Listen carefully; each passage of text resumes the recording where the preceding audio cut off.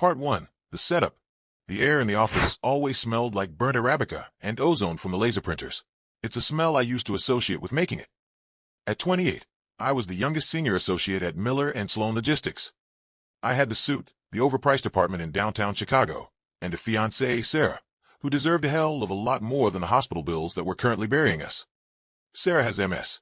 If you know anything about the U.S. healthcare system, you know that good insurance is just a polite way of saying you'll only go bankrupt slowly instead of all at once. I needed the upcoming vice president promotion. I didn't just want it, I needed it like oxygen. Then there was Sloane. Arthur Sloane didn't walk into a room. He owned the molecules inside it. He was 50-something, wore $6,000 Brioni suits, and had this smile that made you feel like you were the only person in the world who mattered, until he didn't need you anymore. He was the kind of guy who'd clap you on the back, tell you your family, and then ask you to work through your anniversary. "Mark, my boy," he said, leaning against my desk. It was late, maybe 8:45 p.m. The cleaning crew was already humming in the hallways. He smelled like expensive sandalwood and scotch. "You look like you're carrying the weight of the world. How's Sarah doing?" "She's hanging in there, Arthur. New treatment starts Monday," I said, trying to keep my voice steady despite the fact that my bank account was sitting at a cool $412. "Money shouldn't be the thing that keeps her from getting better," Sloane whispered, his eyes locking onto mine with an intensity that felt almost predatory. "You're the hardest worker here. The VP slot. It's basically yours. I just need one tiny favor. A bit of administrative cleanup before the quarterly audit. Something only someone I trust can handle." He dropped a thin manila folder on my desk. My heart did a weird, heavy thud against my ribs. "Just a signature on some shipping manifests for the port of Savannah," he continued, his voice as smooth as glass. "There was a clerical error with some industrial chemicals. If we report it now, the red tape will kill our Q4 numbers and your promotion. Well, the board gets twitchy about Q4 numbers. Sign it, backdate it to Tuesday, and I'll personally see to it that your bonus is doubled this year. We're talking six figures, Mark. Think about what that does for Sarah." I looked at the folder. The paper felt cold. I knew the rules. I knew the ethics handbook by heart, but I also knew the sound of Sarah crying in the bathroom, so I wouldn't hear her. "Just clerical?" I asked, my throat dry. Sloane smiled. It was the warmest, most dangerous thing I'd ever seen. "Just red tape, kid. Welcome to the big leagues." I picked up the pen. My hand was shaking just enough for the ink to feather on the page. I signed. I didn't know it then, but I had just signed my death warrant. Part 2, the first crack. The weekend after I signed those papers was the quietest of my life. I sat on the balcony of our apartment, watching the Chicago traffic crawl below, like a line of glowing beetles, and for the first time, the city felt hostile. Every time my phone buzzed, my stomach did a somersault. I kept telling myself, it's just paper. It's just red tape. Monday morning, I walked into the office, and the atmosphere had shifted.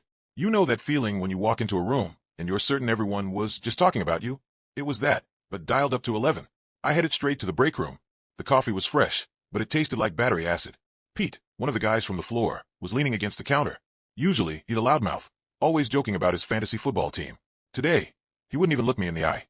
He grabbed his mug and shuffled out without a word. "Mark, my office." Now, it was Sloane. He wasn't leaning against my desk today.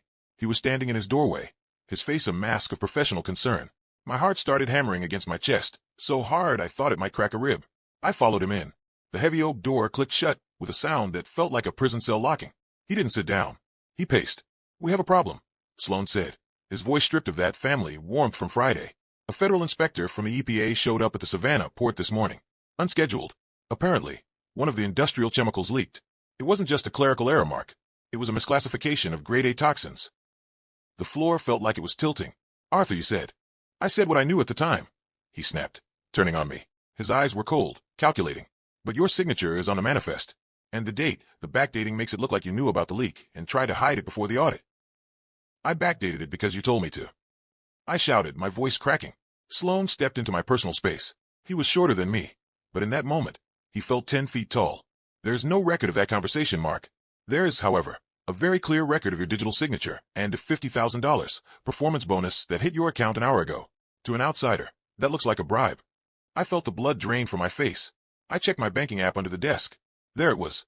$50,000. Pending. It should have been a miracle. Instead, it felt like a lead weight tied to my neck. "What do I do?" I whispered. Sloane's expression softened, but it was the fake softness of a shark. "You stay quiet. I have people working on the inspector. We just need to adjust the logs on the Savannah side to match your manifest. It's a delicate fix. But Mark, don't go home tonight. Stay at a hotel. Use cash. Why? Because, Sloane said, turning back to his window. Someone leaked the manifest to a local news stringer, and I think someone is following you. I walked out of his office in a daze. When I got to my desk, I noticed a black SUV parked across the street. It hadn't moved in 3 hours. The windows were tinted so dark, they looked like ink. My hands started to sweat, making the keys on my laptop slippery. I wasn't just a vice president candidate anymore. I was a liability. Part 3. The Snowball and the Paranoia. I didn't take the elevator. I took the stairs, 16 flights, my shoes clicking rhythmically against the concrete, the sound echoing like a countdown. By the time I hit the lobby, my lungs were burning and my shirt was plastered to my back with a cold, greasy sweat. I didn't walk out the front door. I went through the loading dock, slipping past the heavy plastic curtains, and out into the humid Chicago evening. I walked 3 blocks in the opposite direction of my apartment before I dared to look back. The black SUV wasn't there, but a silver sedan was idling at the light, and as soon as I crossed, it turned. Slowly, methodically. My mind was a chaotic mess of what-ifs. I ducked into a crowded CVS, my heart hammering. I walked to the back, pretending to look at cough medicine, watching the front glass. My reflection in the security mirror looked like a stranger, pale, eyes wide and bloodshot, the face of a man who was losing everything. I pulled out my phone. 3 missed calls from Sarah. I couldn't answer. What was I supposed to say? Hey honey, I signed a death warrant for 50 grand, and now the government might think I'm a domestic eco-terrorist. I texted her, stuck at the office. Big merger stuff. Don't wait up. Love you. The lie felt like ash in my mouth. I spent the next 4 hours riding the L train. Blue line, red line, green line. I just kept moving, watching the doors, watching the faces of the commuters. Every person in a windbreaker looked like a federal.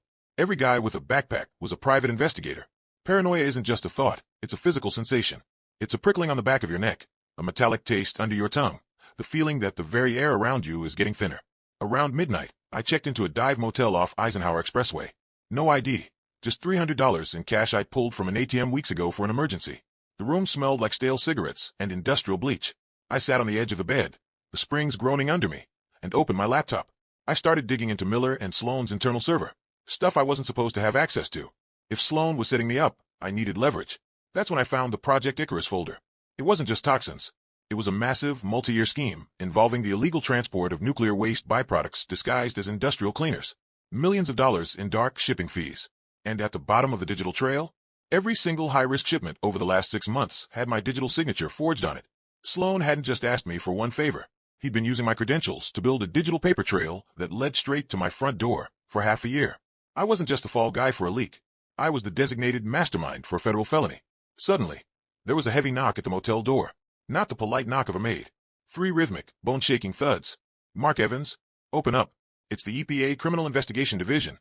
My stomach dropped into my shoes. I looked at the window. It was bolted shut. I looked at the $50,000 sitting in my bank account, the perfect evidence of a bribe. I was trapped in a box of my own making. Part 4. The climax and the Judas moment. My heart didn't just race. It hammered against my ribs like a trapped animal trying to break bone. 3 more thuds. The door frame groaned. I didn't have time to think. I scrambled for my laptop, shoved it into my bag, and looked at the bathroom. There was a small, frosted glass window above the shower. The only way out. Open the door, Mark. We know you're in there. A voice boomed. It wasn't the calm, measured tone of a bureaucrat. It was the sound of a man who had a battering ram waiting in the parking lot. I stepped into the bathtub, my shoes squeaking on the grimy porcelain. I punched the window latch. It was stuck, rusted shut by years of cheap paint. I took my elbow and slammed it into the glass. The sound of it shattering felt like a gunshot in the tiny room. I didn't care about the cuts. I scrambled up, pulling my way through the jagged frame, just as I heard the motel door explode off its hinges with the sickening crack of splintering wood. I tumbled into the wet grass of the alleyway, the smell of rain and dumpster trash hitting me instantly. I didn't look back. I ran. I ran until my lungs felt like they were filled with crushed glass. I ended up at a 24-hour diner 3 miles away, hiding in a back booth, my hands shaking so hard I had to sit on them. I pulled out my phone. It was dead. Then I remembered Sloane Sandalwood sent his family talk. He wasn't just my boss. He was the one who fed the feds my location. He was cleaning house. I used the diner's payphone to call the one person I thought I could still trust. Miller, the silent partner in the firm. He was an old-school guy. Always stayed out of Sloane's way. Miller, it's Mark. I'm in trouble. Sloane, he's been forging my name. Project Icarus. It's nuclear waste, Miller. There was a long, suffocating silence on the other end of the line. I could hear the faint sound of television in the background and the clink of a glass. Mark, Miller finally said, his voice sounding incredibly tired. Where are you? I'm at a diner on 4th. Miller, you have to help me. I have the files on my laptop. I have the proof it was him. Stay there. Miller whispered. I'll come to you. Don't talk to anyone. 40 minutes later, a car pulled up. Not Miller's Mercedes. It was the black SUV from the office. My stomach turned to ice. The door opened, and it wasn't the police who stepped out. It was Sloane. He looked impeccable, even at 3 a.m., holding a heavy manila envelope. He walked into the diner, the bell above the door ringing like a funeral knell. He sat down across from me in the booth. He didn't look angry. He looked disappointed. Miller is a very loyal man, Mark. To the firm. Not to you, Sloane said, sliding the envelope across the sticky table. You set me up? I hissed, my voice trembling. 6 months of forgeries. Project Icarus. I saw the files, Arthur.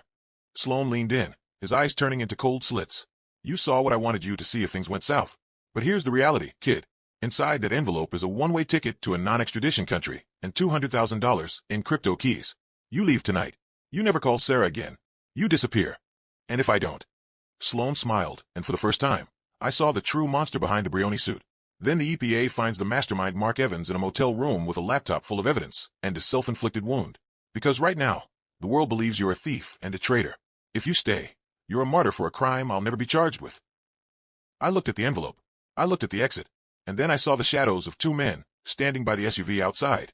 This wasn't a choice. It was an execution. Part 5. The resolution and the broken ending. I didn't take the envelope. I didn't take the crypto keys or the ticket to a life of hiding in some humid corner of Southeast Asia. In that moment, looking at Sloane's perfectly manicured hands, I realized that if I ran, I was dead anyway. I'd be a ghost, and ghosts don't have the money to pay for Sarah's infusions. I'm not going anywhere, Arthur, I said. My voice wasn't brave. It was flat, the sound of someone who had already hit the bottom and realized the floor was made of glass. Sloane's smile didn't just fade, it evaporated. He stood up, adjusted his cuffs, and looked at me with a profound, chilling boredom. A pity. You had potential, Mark, but you lacked the stomach for the heavy lifting. He walked out. The black SUV stayed for a minute, idling, then glided away into the dark. I sat there for 3 hours, drinking cold, oily coffee until the sun started to bleed over the Chicago skyline. Then I walked to the nearest police station. 6 months later, the air in this room doesn't smell like burnt Arabica. It smells like floor wax and unwashed skin. Sloane was right about one thing. The paper trail was perfect. He had been a step ahead of me since the day I was hired. In the eyes of the law, I wasn't a whistleblower. I was a disgruntled employee who got caught and tried to burn the house down on my way out. Sloane's lawyers were better than the ones the state provided me. He's still owning molecules in boardrooms. He even got a civic award for cooperating with the investigation. I'm serving 12 years at a federal correctional institution. Project Icarus was buried, classified for national security reasons, which conveniently meant most of my evidence was inadmissible. Sarah is gone. Not dead, but gone. I haven't heard from her in 4 months. The last letter I got was from her brother. He told me to stop writing. He said the stress of the trial, the media at her door, and the fact that I'd stolen her medical funds, the $50,000 bribe that the government seized, was more than her body could take. She's in a facility now. A cheap one. I spend my days in the library or staring at the ceiling. Sometimes, I can still smell Sloane's sandalwood cologne. It's a phantom itch. They say the truth sets you free. That's a lie. The truth just gives you a clear view of the bars. I signed one paper for a man I trusted, and in return, I lost the only person who ever trusted me. Every night before the lights go out, I look at my hands. They don't shake anymore. They're just empty. The end.